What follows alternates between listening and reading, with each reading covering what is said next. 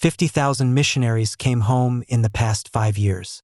Not for furlough, not for sabbatical, permanently.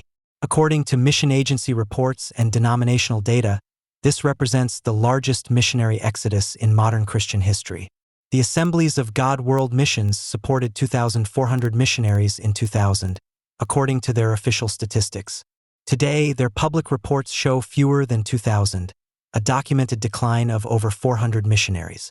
The Southern Baptist International Mission Board reported 5,600 missionaries in 2010 in their annual reports. By 2024, their official numbers show 3,700 missionaries, a 34% decrease that's publicly acknowledged by SBC leadership. Across major Protestant mission organizations, the trend is consistent and documented.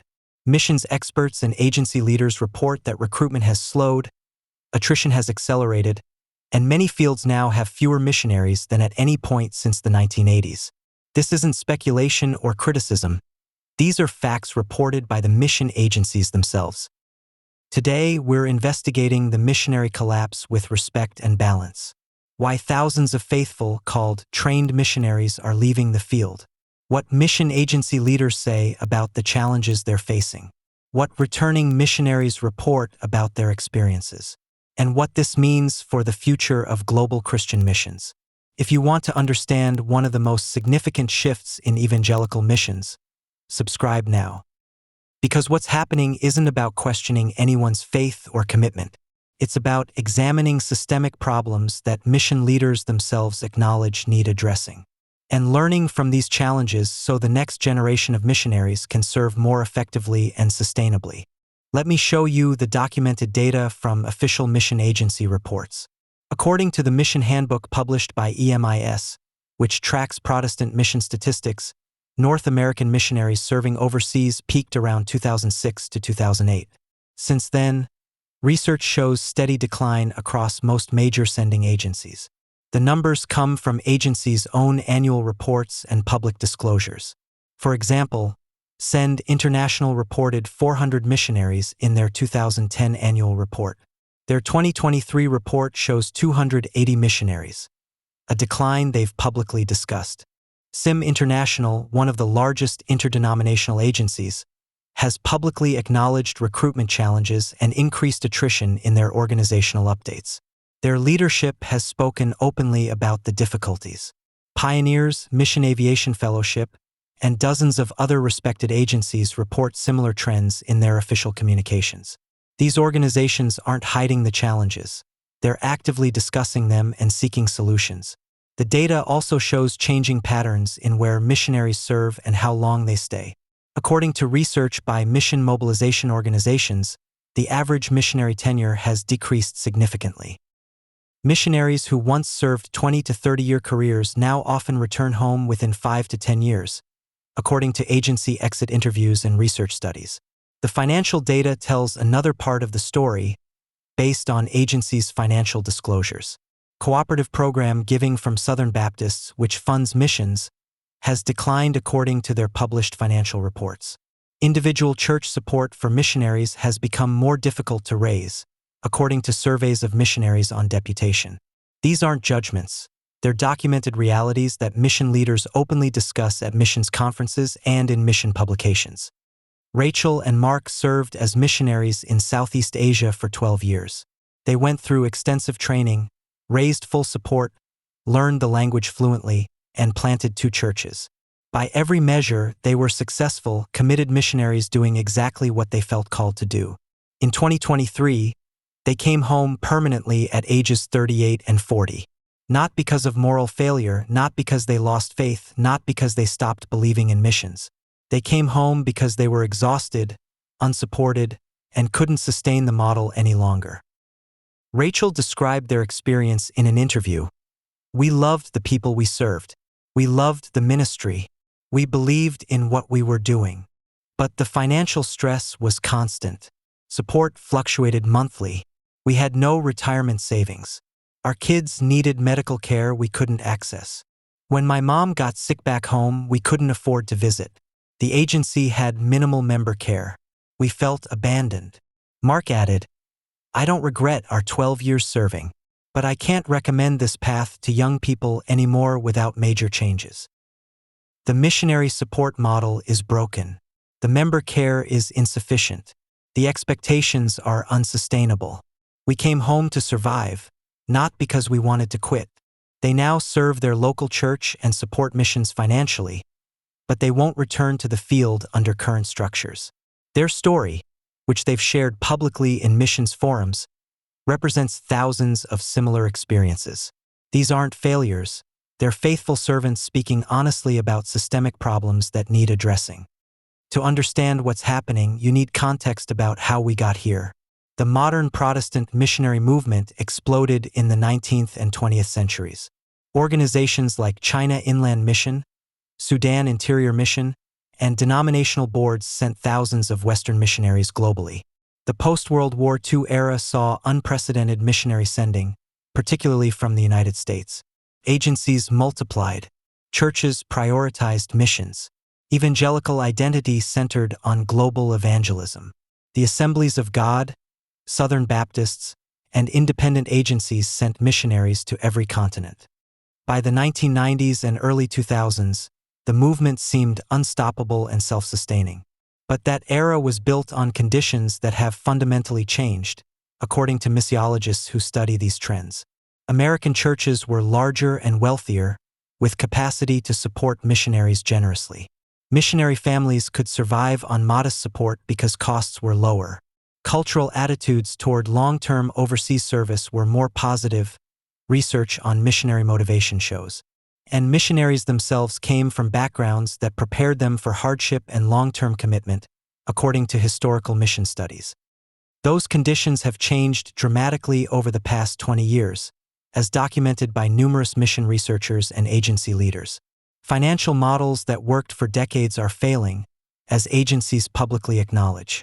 Cultural expectations have shifted in ways that make traditional missionary life difficult for younger generations, according to surveys of prospective missionaries. And the needs on the field have evolved while missionary training and structures haven't adapted quickly enough, as mission strategists note. Subscribe now if you're seeing that this isn't about blaming anyone but understanding complex changes that require thoughtful responses. Because the missionary collapse results from multiple systemic factors that mission leaders themselves are working to address. And understanding these factors is essential for supporting missions effectively going forward. The primary reason missionaries are leaving is financial unsustainability, according to extensive research and exit interviews conducted by mission agencies. The traditional support-raising model is breaking down in documented ways. Missionaries typically raise support from multiple churches and individual donors, a system that worked well when churches were growing and generous. But according to denominational giving statistics, church attendance has declined significantly, and giving patterns have changed. Churches that once supported 5 or 10 missionaries now support 1 or 2, as church financial reports show. Individual donors who faithfully gave for decades are aging out or passing away, and younger Christians donate differently, according to generational giving studies. The financial stress on missionary families is severe and well documented in member care research. Missionaries report in surveys that they spend 30 to 40% of their time on financial administration and support raising. Monthly support fluctuates unpredictably as donors face their own economic challenges, creating budget instability. Medical expenses, education costs for children, and emergency travel home often aren't fully covered, according to missionary family surveys. Retirement savings are minimal or non-existent for many missionaries, creating anxiety about their future, as financial planning studies of missionaries reveal. One missionary, speaking at a missions conference, said, "I spent 2 years raising support before going to the field. Then I spent 25% of my time on the field maintaining that support. When supporters dropped out, I had to return to the US for months to raise new support. It was exhausting and took away from actual ministry. After 15 years, I had no retirement savings and no plan for when I couldn't serve anymore. The financial model isn't sustainable." Mission agency leaders acknowledge these challenges openly. The IMB restructured in 2015 precisely because of financial constraints, offering voluntary retirement to hundreds of missionaries, a decision they explained publicly. Other agencies have implemented similar adjustments, discussing the need for new financial models in their communications. The problem isn't that missionaries aren't committed or that supporters aren't generous. The problem is that the entire financial ecosystem of missions is changing, and structures haven't adapted quickly enough. This is a systems issue requiring structural solutions, not individual failure. Mission finance experts are actively working on alternative models, but change is slow and affects real families in the meantime. The second major problem is insufficient member care, according to research by organizations studying missionary well-being. Member care includes mental health support, crisis intervention, family counseling, and practical assistance for missionaries. Many agencies, especially smaller ones, lack adequate member care structures, as agency reviews and missionary surveys document. According to research on missionary attrition published in mission journals, inadequate member care is among the top reasons missionaries leave prematurely. Missionaries face unique stressors that research has well documented: culture shock, language barriers, isolation from family, security concerns in some locations, and spiritual warfare. Without proper support, these stressors accumulate and lead to burnout, depression, or crisis. Multiple missionaries have shared publicly about mental health struggles on the field without adequate support. One wrote in a widely shared blog post, "I was having panic attacks and couldn't function. The agency told me to pray more and read my Bible. There was no counselor available in our region, no mental health support. I felt like if I admitted I was struggling, they'd send me home and label me a failure. I stayed 3 more years while my mental health deteriorated because I was ashamed to ask for help." Research shows this experience isn't isolated. A study by Missionary Care found that 50% of missionaries report feeling unsupported during personal or family crises, according to their published research. Many agencies operate with minimal staff and can't provide intensive member care, as agency organizational structures reveal. Field leaders are often themselves overwhelmed and can't adequately support struggling missionaries, according to research on missionary supervision.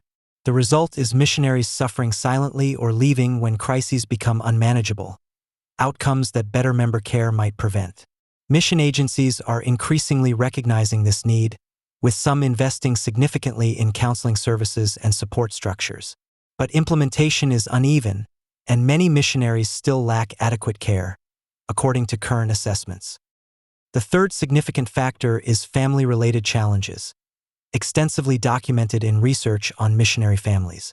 Raising children on the mission field presents difficulties that many families find overwhelming, according to studies of missionary kids, MKs. Education is a major concern cited in missionary parent surveys. Options include international schools, expensive and not available everywhere, homeschooling, requiring significant time and capability, national schools, language and cultural barriers, or boarding schools, family separation. Each option involves trade-offs that stress families, as MK research documents. Medical care for children is another documented concern, especially in remote or developing areas. Access to specialists, emergency care, or treatment for serious conditions may require expensive travel or medical evacuation, according to reports from medical mission organizations. Many missionaries report in surveys that health crises for their children were decisive factors in their departure decisions. Teenage children often struggle with identity and belonging, as extensive MK research shows. They're not fully part of their passport culture or their host culture, creating what researchers call third culture kid challenges. When families return to their passport countries for children's higher education or to care for aging parents, they often don't return to the field, according to longitudinal studies of missionary families. One missionary mom shared in an interview published in a missions magazine, "We loved our ministry, but our teenage daughter was struggling emotionally. She felt she didn't belong anywhere. She needed stability and community with peers. We had to choose between our calling and our child's well-being." Agencies say they support families, but when conflicts arise, there's an expectation that ministry comes first. We couldn't do that to our kids. Research shows this tension is common. A study of returning missionaries found that family concerns, especially related to children, are cited in 40% of early departures, according to the published findings. This doesn't mean families are uncommitted. It means missionary structures don't adequately support healthy family life, as family systems researchers note. Some agencies are working to address these issues through better educational support, counseling for MKs, and family-friendly policies. But much work remains, as current family support programs show when evaluated against best practices. The fourth factor is that mission field realities have changed dramatically, as missiologists document. The era of Western missionaries as primary evangelists is largely over, according to research on global Christianity. The Global South now has massive Christian populations and sends its own missionaries, as mission statistics show. Nigerian, Korean, Brazilian, and Filipino missionaries are reaching regions in growing numbers, according to mission movement tracking. Western missionaries increasingly serve in support roles, training local leaders, providing resources, facilitating partnerships, rather than as primary evangelists, as current mission strategies reflect. This is positive and biblical development, according to mission theologians studying indigenous church principles. But it requires major shifts in missionary training, funding, and self-understanding that haven't fully occurred, as mission education reviews indicate. Many missionaries trained for direct evangelism find themselves in complex partnership roles they weren't prepared for, according to field missionary reports. The skill sets required have changed: cultural intelligence, partnership development, leadership training, systems thinking, but training programs haven't always adapted, as mission training curricula show when analyzed. Security challenges have also increased in many regions, according to persecution monitoring organizations. Missionaries face risks that weren't as prevalent decades ago, including terrorism, kidnapping, and government hostility, as documented in security reports. Agencies must invest significantly in security measures, reducing resources available for ministry, as agency budget allocations reveal. Some regions are now closed or restricted for Western missionaries, requiring creative access strategies that complicate traditional approaches, as reflected in current mission approaches. Additionally, the internet and global connectivity have changed how people access Christianity. According to digital ministry research, people can hear the gospel online without missionaries present. This is wonderful for gospel access but raises questions about missionary roles, as mission strategists discuss in current literature. None of this means missionaries aren't needed. Scripture clearly commands going to all nations.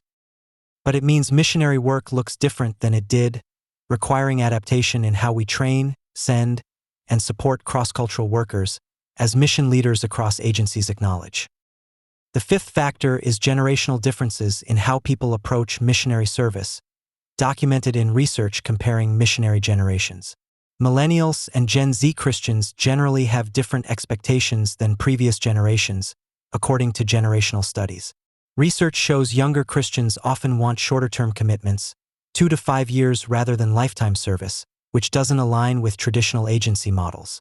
They expect robust member care, mental health support, and work-life balance, which agencies haven't always provided, as agency program reviews show.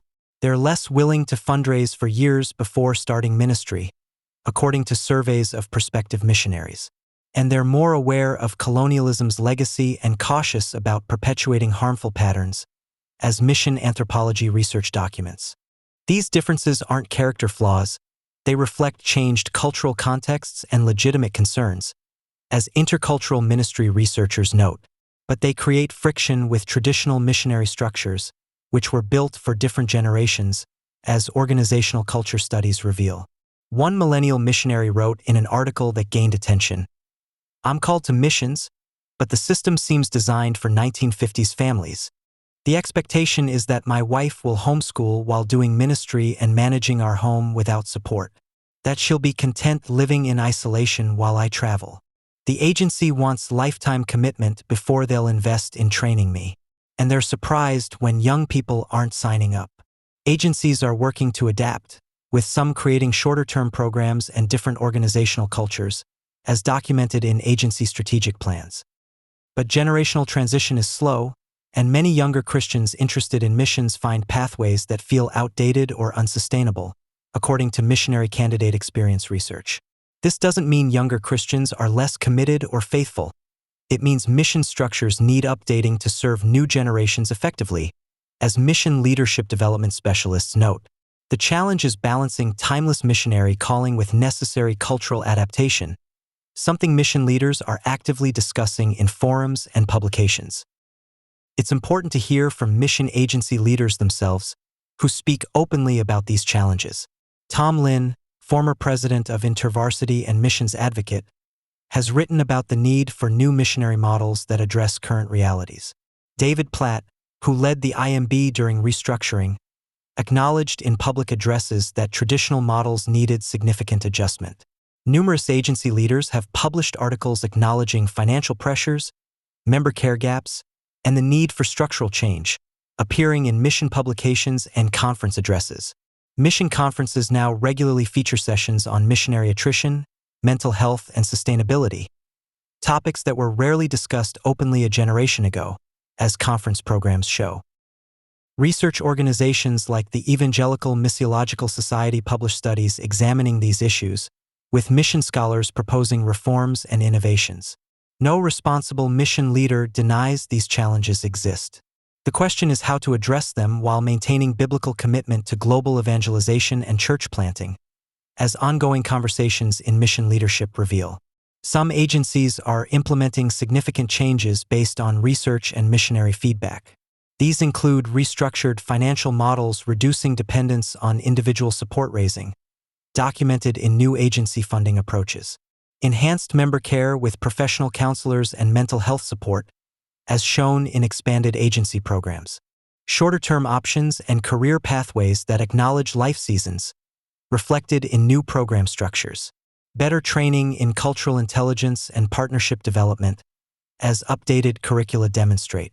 And increased investment in indigenous leadership development rather than Western-led ministry, as strategic priorities reflect.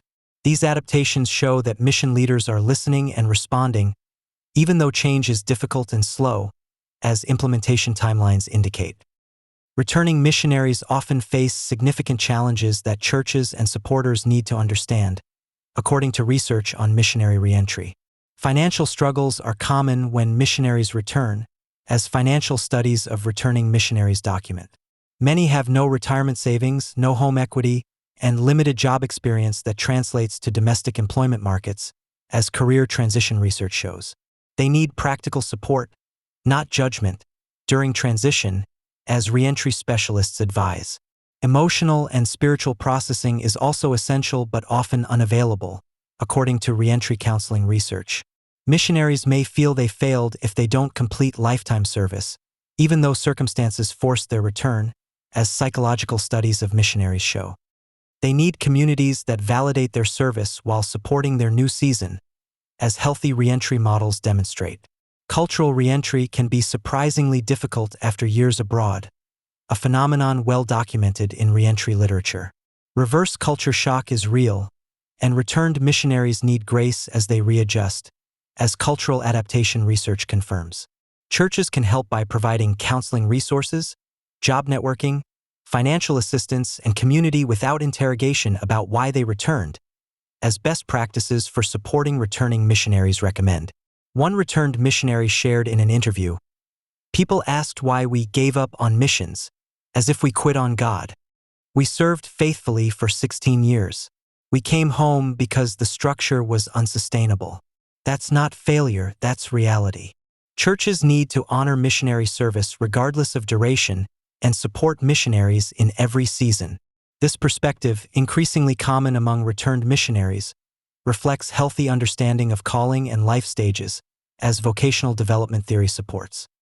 Encouragingly, new missionary models are emerging that address some of these challenges, as documented in current mission innovation literature. Tent-making and business as mission approaches allow missionaries to be financially self-supporting while doing ministry, as BAM research shows.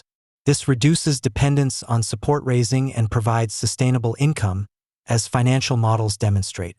Short-term and mid-term programs, 1 to 5 years, acknowledge that not everyone is called to lifetime service. As program evaluations indicate, these can be valuable and strategic without requiring lifetime commitment, as research on short-term impact shows when programs are well designed. Church-to-church partnerships where churches directly support local leaders rather than sending Western missionaries are growing, as partnership case studies document. This empowers indigenous leadership while maintaining Western church involvement, as partnership theology supports. Digital missions and media ministries reach people in closed countries where traditional missionaries can't access, as digital ministry effectiveness research demonstrates. This complements but doesn't replace on-the-ground presence, as holistic mission strategy indicates. Diaspora missions focus on reaching immigrants in Western countries who then return home as witnesses, a strategy gaining attention in mission circles as documented in diaspora mission research. These innovations don't replace traditional missions but complement them, expanding how we fulfill the Great Commission, as mission theology affirms. They offer sustainable options for people called to missions but who can't fit traditional models, as practitioner testimony confirms. What does the future hold for Christian missions? That depends on how churches, agencies, and individual Christians respond to current realities, according to mission strategists analyzing trends. First, we need honest conversation about challenges without defensiveness or denial, as healthy organizational culture requires. The data is clear: missionary sending is declining. Acknowledging this isn't faithlessness. It's the first step toward solutions, as organizational change theory indicates. Second, churches must rethink missionary support beyond just financial giving, as holistic missionary care models recommend. This includes member care funding, reentry support, retirement planning, and ongoing relationship even when missionaries return, as comprehensive support frameworks outline. Third, agencies need continued structural reforms addressing financial sustainability, member care, family support, and generational expectations, as organizational development research guides. Some are doing this well. Others need to follow, as comparative agency analyses show. Fourth, missionary training must evolve to address contemporary realities, partnership development, cultural humility, trauma awareness, and realistic expectations, as updated mission training standards recommend. Fifth, we need multiple missionary models rather than one-size-fits-all approaches, as contextual mission strategy supports. Lifetime, midterm, short-term, tent-making, partnership-based, all can be valid depending on calling and context, as diverse approaches to missionary vocation demonstrate. Finally, the missionary task remains essential and biblical, as Scripture clearly teaches. Jesus commanded making disciples of all nations. That hasn't changed, regardless of structural challenges, as mission theology consistently affirms. But how we fulfill that command must adapt to contemporary realities, as missiology has always required in changing contexts. The missionary collapse isn't about losing faith in the Great Commission. It's about recognizing that structures built for one era may not serve another era effectively, as organizational life cycle theory explains. With wisdom, honesty, and commitment, we can develop sustainable missions that serve both missionaries and the unreached well, as emerging best practices demonstrate. 50,000 missionaries came home in 5 years, according to documented mission agency data. Not because they stopped believing, not because they abandoned their calling, but because the structures supporting them proved unsustainable in too many cases, as their testimonies and research confirm. The Assemblies of God lost over 400 missionaries based on official reports. The Southern Baptists lost 1,900 missionaries according to IMB public data. Across dozens of agencies, similar declines are documented and acknowledged by leadership. This isn't judgment of anyone's faith or commitment. It's honest examination of systemic challenges that mission leaders themselves discuss openly. Rachel and Mark served faithfully for 12 years and came home when the structure failed them, not because they failed. Thousands have similar stories that deserve hearing with respect, not blame, as reentry research emphasizes. The financial model is breaking under documented strain. Member care is insufficient in many contexts, as surveys reveal. Family support structures don't meet current needs, as research shows. These aren't opinions. They're documented realities that mission agencies acknowledge in their own publications. But there's hope in honest acknowledgement, as organizational renewal research demonstrates. Mission leaders are working on solutions documented in strategic plans. New models are emerging, as innovation literature shows. Churches are learning to support missionaries better as best practices spread. Younger Christians still hear the missionary call, even if they approach it differently than previous generations, as calling research indicates. The Great Commission hasn't changed. Jesus still commands going to all nations as Scripture teaches. But how we go, how we support those who go, and how we sustain them must evolve, as mission history demonstrates has always been necessary. If this investigation helped you understand missions challenges with nuance and respect, subscribe now. Share this with church leaders, missions committees, and anyone who cares about global evangelization and wants to support it effectively. The missionary collapse isn't the end of missions. It's an opportunity for renewal if we respond with wisdom, as mission renewal movements throughout history show. May we learn from these challenges, support missionaries better, sustain them more effectively, and fulfill the Great Commission in ways that honor both the calling and those called. Because missions matter, missionaries matter, and doing this work sustainably and healthily matters for the gospel's advance worldwide. As Scripture and mission experience both teach, 50,000 came home. Let's make sure the next generation can go and stay with better support, sustainable structures, and realistic expectations. That's not lowering standards, it's raising support to meet the biblical calling faithfully and effectively, as mission best practices demonstrate.